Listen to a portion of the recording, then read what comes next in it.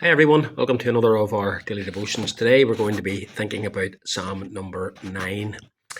The ninth Psalm is both a psalm of praise to God by David for what God has done for David in the past. It's also a prayer to God from David for God's help and deliverance in the present trouble that David is facing.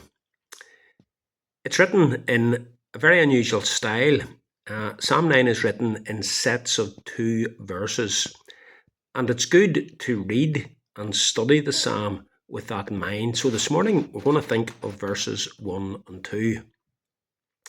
David expresses in these verses his determination to praise God. He says, "I will give thanks to the Lord with my whole heart. I will recount all of your wonderful deeds. I will be glad and exult in you. I will sing praise to your name, O Most High." He tells us both how he's going to praise God and also why he's going to do so. We'll focus mainly on the how of praising God this morning. David says his praise of God is going to be with my whole heart. David's praise of God was not going to be something that he just mechanically did, a sort of religious routine that he felt he had to go through.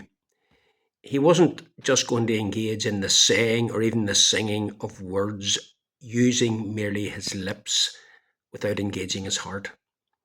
His praise to God would be from the very depths of his being. It would be wholehearted. He says his praise will involve his mind. He would think of and he would take time to reflect on the ways in which God had dealt with him and ministered to him and provided for him, not just in a general sense, but in a specific situation in his life. That's why he says in verse 1, "I will recount all your wonderful deeds." I don't think that, given what follows in this psalm, that David is thinking of God's wonderful deeds in general, that he's thinking in a non-specific way when he speaks about God's deeds. Rather, it becomes clear as you go through the psalm that David has a specific situation, a specific incident in his life in view, an incident in which God worked on his behalf and in which God ministered to David in order to help him and to preserve him and his people. Our praise must involve our mind.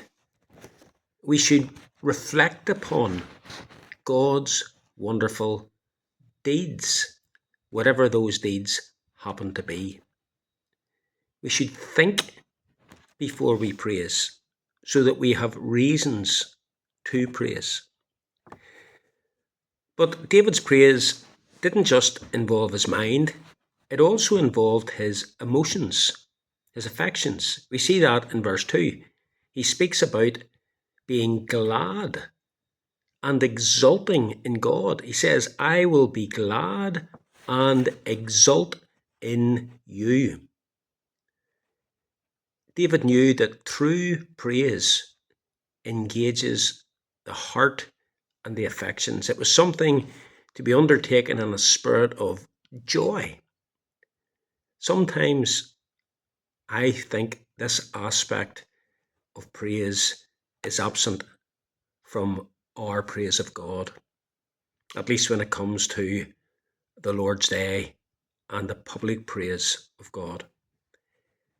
I need to stir myself up, and I know when I look out from the pulpit at the congregation singing, I don't often see people singing with a smile on their face, with a sparkle in their eye, with joy in their demeanour. Usually, it's a po-faced dullness. And brethren, that shouldn't be the case. Of all the people in the world, we Christians should be the most joyful people, the most exultant people. When was the last time you exulted in God? So David says he's going to use his mind, he's going to engage his affections, but he also says he's going to praise with his lips. I will sing, he says. Now, singing involves words. Singing involves moving your lips.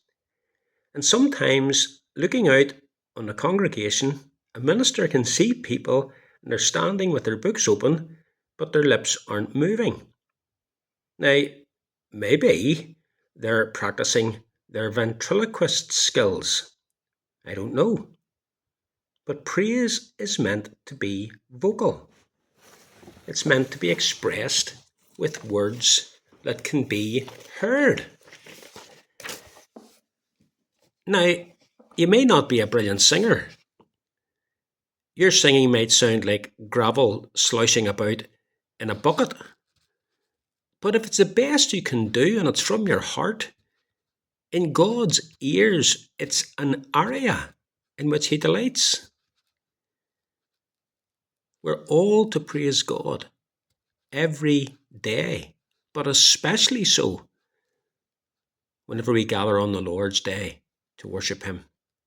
And to praise God properly, we have to engage our minds. That'll mean taking time to think by way of preparing to praise God. Too many of us, I think, rush into worship without any preparation and thought whatsoever, without stirring ourselves up so that we come to worship determined to praise God with our whole heart.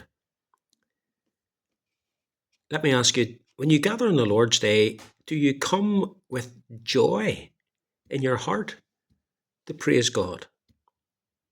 No? Well, start doing so. And when you do gather with your fellow believers, do you actually sing praise?